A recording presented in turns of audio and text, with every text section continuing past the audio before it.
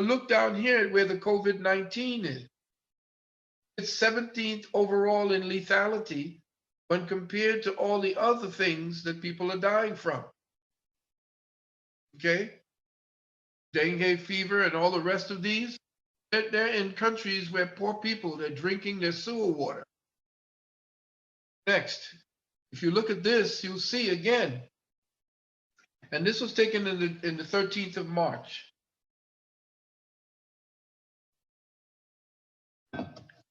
Look,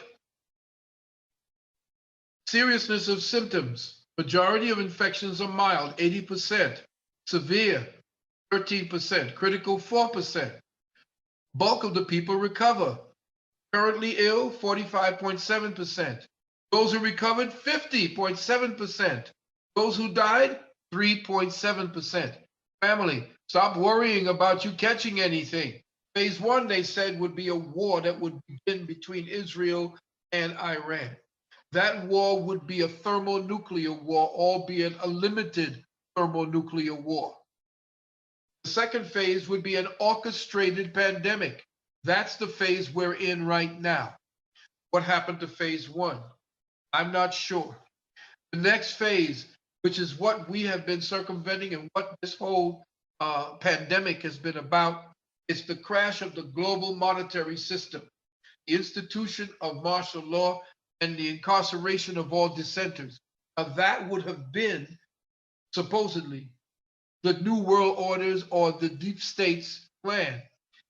There is a UN agenda 2021 to 2030 that the deep state have been initiating. And for those of you who saw any of the three of my webinars, you'll know I went into this in great depth. There was an event that took place on the 18th of October 2019, which was called Event 21. Event 21 was a high-level pandemic exercise hosted by Johns Hopkins Center for Health Security in partnership with the World Economic Forum and the Bill and Melinda Gates Foundation. This exercise took place about 6 weeks before the first outbreak of the coronavirus was reported in Wuhan, China.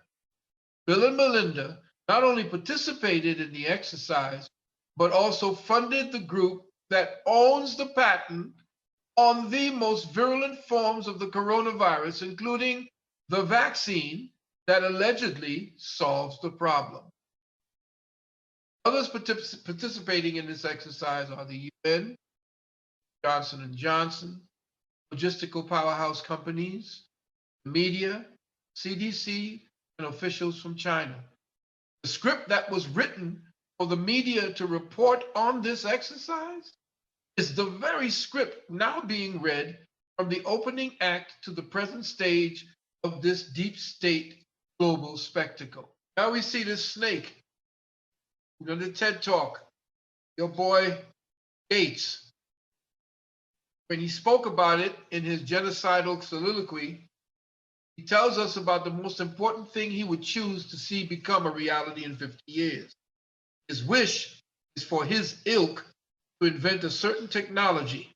He says, if you give me only one wish for the next 50 years, I can pick who's president, I could pick a vaccine, which is something I love, or I would pick that this thing that's half the cost with no CO2 gets invented. This is the wish I would pick. This is the one with the greatest impact.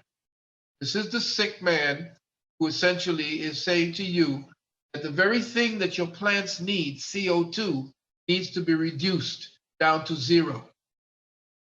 Let's think about that.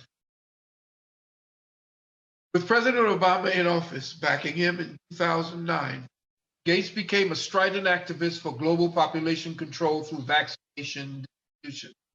In his strive to achieve his goal, he has crippled and or killed over 47,000 people, mostly children, and especially young girls who were forced to comply and experimented on in India. He has invested billions in his Mark of the Beast microchip technology called ID 2020. I also covered that in depth in my lecture that Retcon 2020.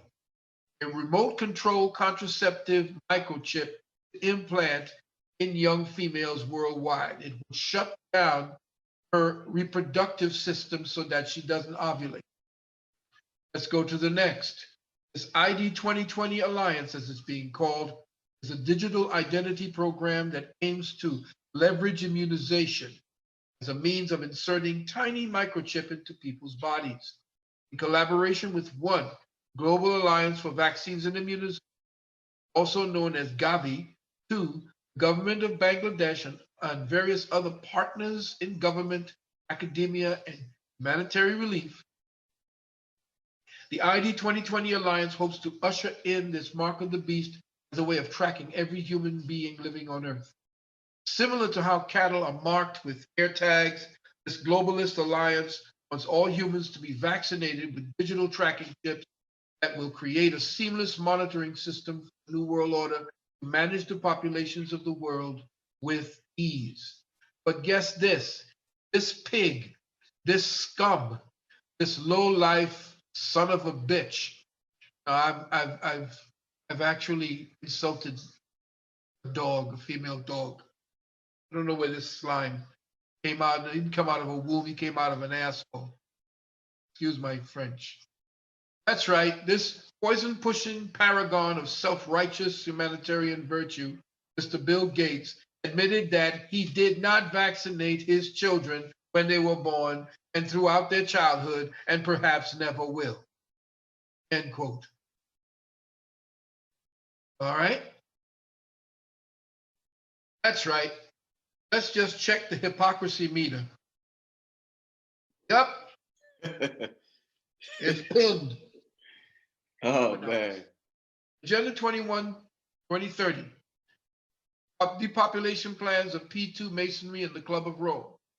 The agenda is the inventorying and control plan of all land, all water, all minerals, all plants, all animals, all constructions, all means of production, all food, all energy, all intellectual property, and all human beings on the planet.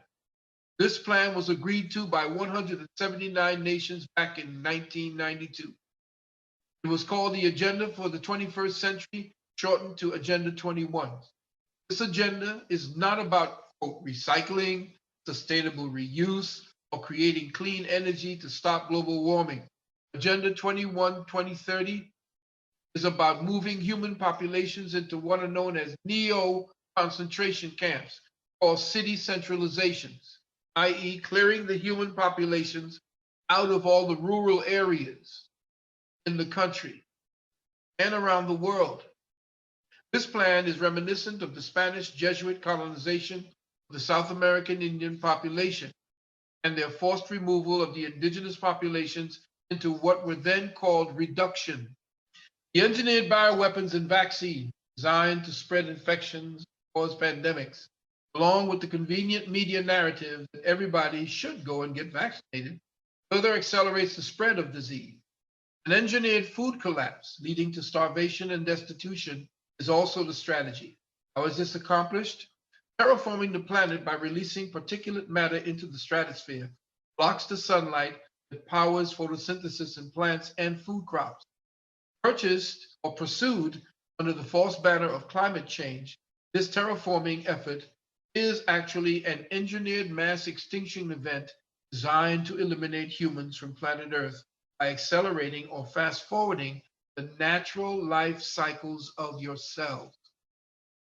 So there's things that they're putting in the atmosphere for you to breathe, drink, eat, and be irradiated by that will force your body into an overdrive of defense mechanisms that will cause you to exhaust the cell and therefore fast forward your aging process, even though you may be only 15, 20, 25 years of age. Now, I'm going to tell you a little bit of the history behind this whole eugenics thing and all this global warming crap, and where it is that the people who are now, who have now instituted something that you're going to see what how it led to this particular point. Now, the British Eugenics Society was never disbanded. It's still in effect today. And their revival was carried out under a new banner, ecology and conservation. Let me say that again. Eugenics Society which is about cropping the population of people of color on this planet, they took a whole new banner, a whole new, flag to fly: ecology and conservation. Just as the Nazi Party had roots in their radical environmentalists, what they call Guggenkultur, which is actually counterculture movement of 1920s Germany, British Crown agents of the immediate post-war years, that's World War II and World War I, created a series of environmentalist organizations which would form the basis of the new eugenics movement. To this day, those same organizations are the leading promoters worldwide of mass genocide in the name of preserving nature. Both Hitler's race and population genocide program and the promotion of preservation of nature over the advancement of mankind were ideas that were spawned from London in the second half of the 19th century through the work of people like Charles Darwin, Sir Thomas Huxley, Sir Francis Galton, Sir Herbert Spencer, and Sir Arthur Tansley, who all led a revival of an extreme form of Malthusian population genocide. Those are the men that you're looking at right now, whose plans and whose philosophies that the deep state are actually now implementing and carrying out. This guy, Julian Huxley, the grandson of Thomas Huxley, created and headed a UN agency called United Nations Educational, Scientific, and Cultural Organization, or what you may know called UNESCO, and worked, quote, to make the unthinkable thinkable again, i.e. genocide. Now, this man called Lord Bertrand Russell, in his book Prospects of Industrial Civilization, wrote, "The white population of the world will soon cease to increase. The Asiatic races will be longer, and the Negroes still longer, before their birth rate falls sufficiently to make their numbers stable without help of war and pestilence. Until that happens, the benefits aimed at by socialism can only be partially realized, and the less prolific races will have to defend themselves against the more prolific by methods which are disgusting, even if they are necessary." Now, I want you to understand that this was actually a protocol. This is why you see what's happening in Europe. And everywhere you go, all you see is white folks that's battling over something. They're battling over you. Now, in his 1951 work, The Impact of Science on Society, it was a discussion of the uses of mass psychology to keep the majority of human beings hopelessly backward and compliant. In it, he advocated the kind of mass genocide that became the hallmark of the British royal Prince Philip, who adopted his philosophy as part of his own promotion of environmentalism. Of this, Lord Bertrand Russell wrote, "At present, the population of the world is increasing at about 58,000 per diem.